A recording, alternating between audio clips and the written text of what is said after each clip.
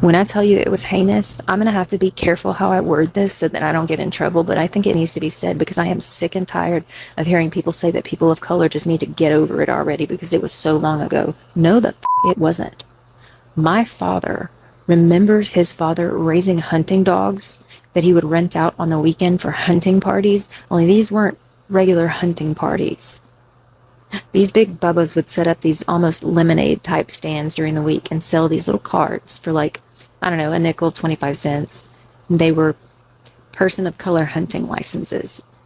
And everyone who bought one during the week, they would gather together on the weekend with all their trucks and they would round up as many people of color in the surrounding areas as they could find, turn them loose in the woods, and set the dogs after them.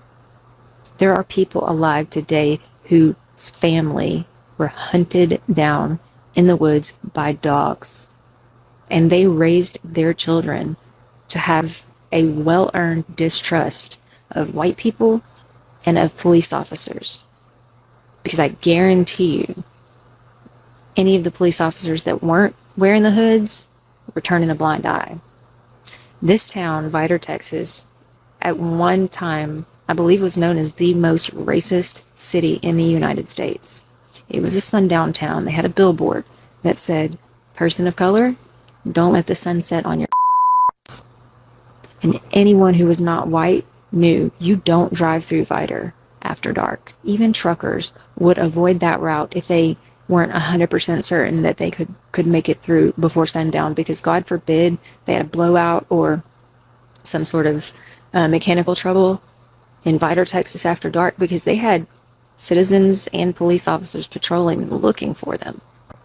If you were in Vidor, Texas after dark and you were not white, you probably wouldn't be seen again, or at least you wouldn't be seen in one piece.